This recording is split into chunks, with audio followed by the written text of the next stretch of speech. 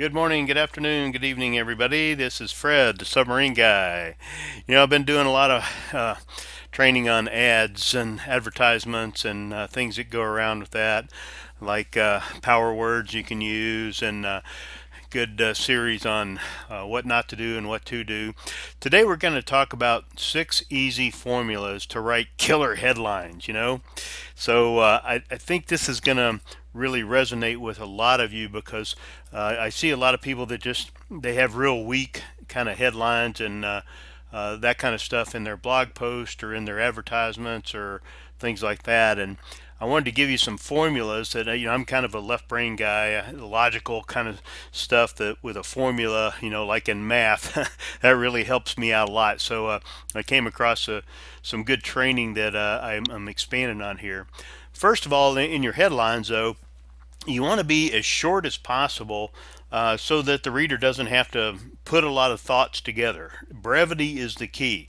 You got to have the benefits in there, obviously, and that's in terms of what the customer or what your prospect is looking for, not what you think they need, but what the benefit to them is. And we'll talk about some of that as we move forward here. They say curiosity killed the cat, but it's a real good thing to keep to instill in your headlines is the curiosity factor. Because the idea is you want your prospect to either click your ad or click your email to open it or click on a link. These headlines can be considered the words that you embed your links in and things like that. So you want to have a curiosity factor high in the prospect's mind so he'll click or open the link to see what's next. Nothing extraneous means don't put a lot of extra BS in there. That sort of goes back to the brevity thing. The more you put in your headline, the more confused your prospects is going to be.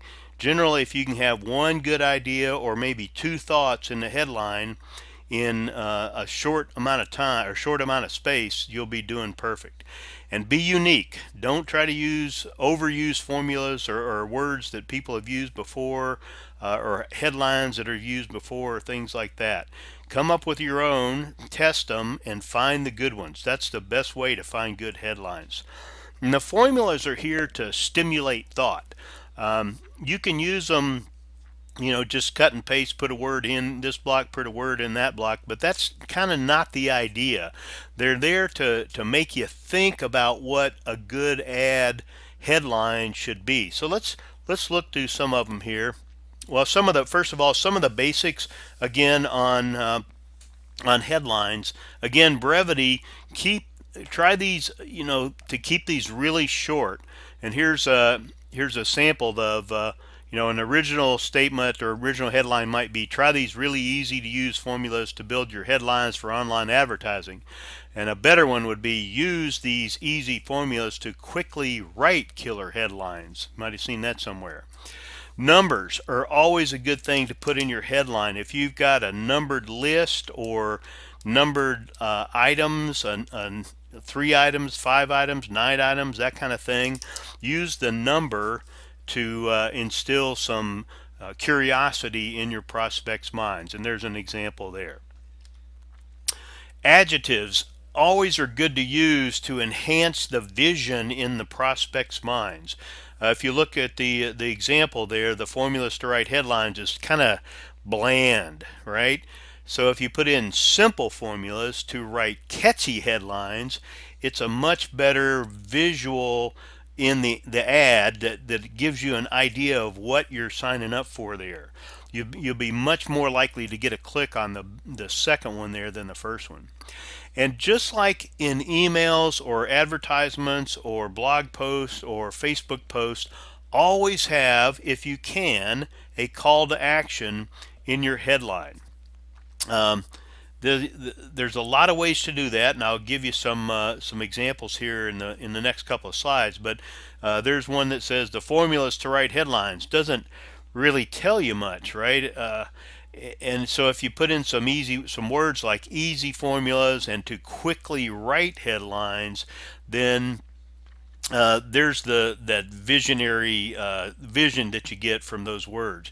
Use the formulas is the action verb. You're telling your prospect to use these formulas. So there's the call to action.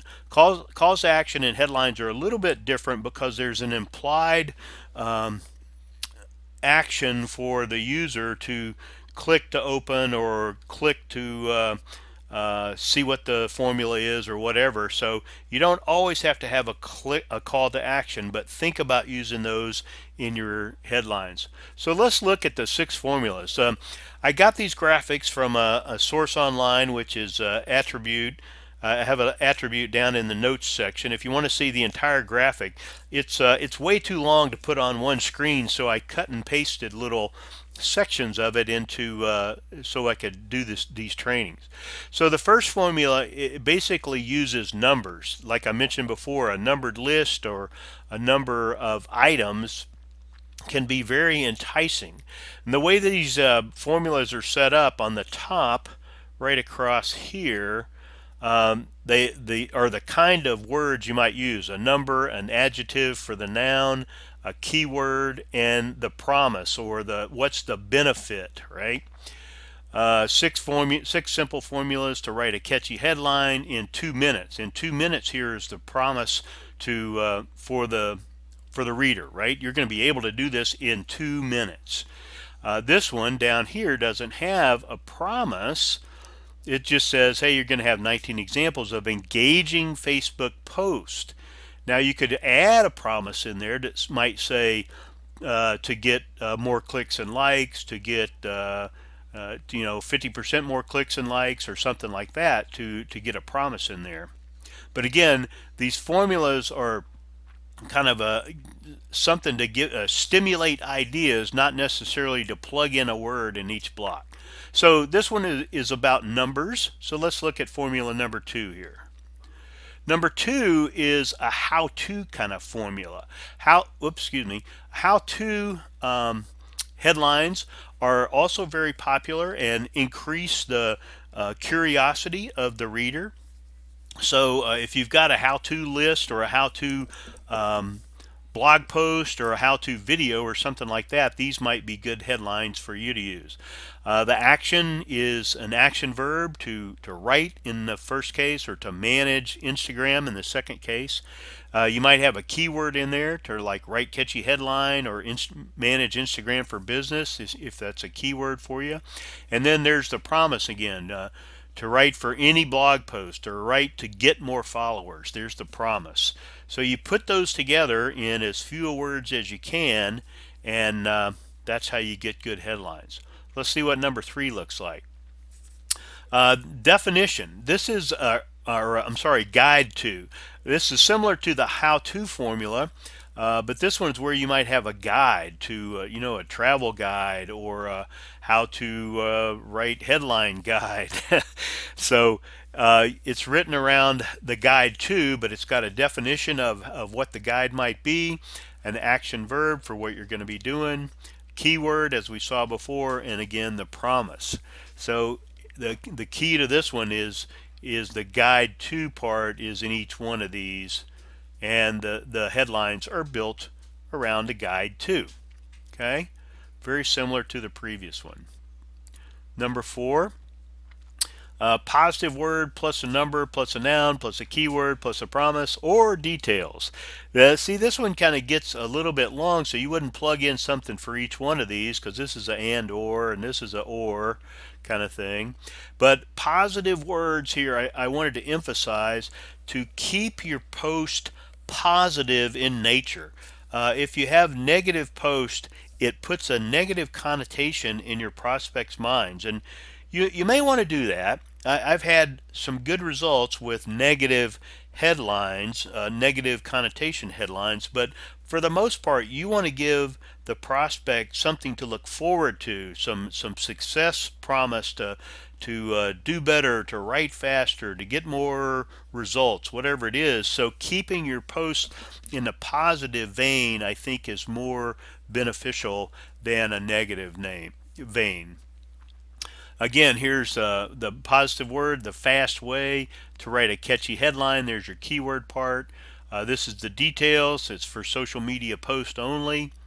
Here's one that's top 50 sites. There's the number idea. To submit an infographic for free. There's the promise right there. All right, so let's go to number 4, see what that looks like, or number 5 rather. Now here's the negative one. Again, you got to be careful when you're writing in the negative.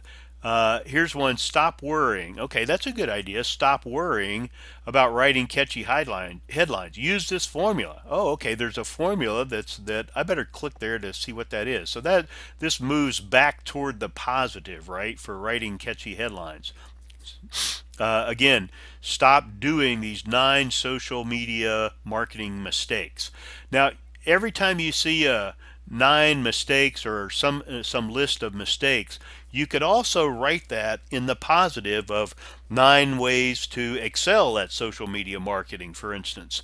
Again, going away from the negative, the mistakes idea, and going toward the positive to keep the positive idea in the prospect's minds.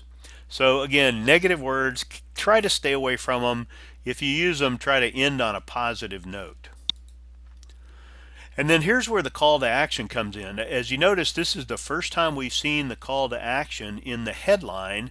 So it's not a real common form, but you might want to use it to engage your prospect to do an action.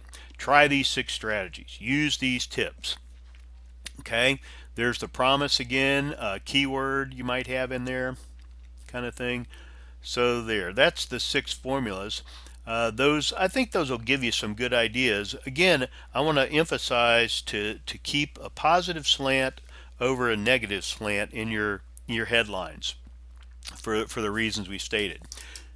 So the other thing I wanted to mention here on this summary page is you need to practice this. Write about 10 or 15 headlines for each idea that you have and see which 3 you think are the best, and then kind of sit on it for a couple hours or overnight and look at it again and pick out the best 1 or 2 to test. To test a headline, you're going to need somewhere between 30 and 100 clicks to see how the response is. And if you get a response, then you'll know you've gotten some, and you can start the improve, retest cycle to see which one of your improvements might be better than the others. And then you roll out the winners, right? Whichever one had the biggest response, the best response, the best click-through, whatever that is, then you roll that one out. And again, you can tweak a word in the headline, a phrase in the headline, a phrase in the call to action, whatever it is, and see again which of the 2 might be working out better. I'm going to give you a link down in the notes section to get my 300 power words and phrases document. That's another giveaway that I have that you can use in conjunction with this. 300 power words and phrases has got a lot of different categories of words and phrases you can use in your headlines. And also I'm going to give you a link for you to review my Your Ad Suck training. That was one of my negative ads that turned out pretty good, but it shows you the bad things in advertisements that I have found. I went through a series of, I think, 15 or 18 advertisements, and some of them were good, but most of them had serious shortcomings, and I point those out, and I think you'll get a lot out of that training. Subscribe to my YouTube channel while you're here.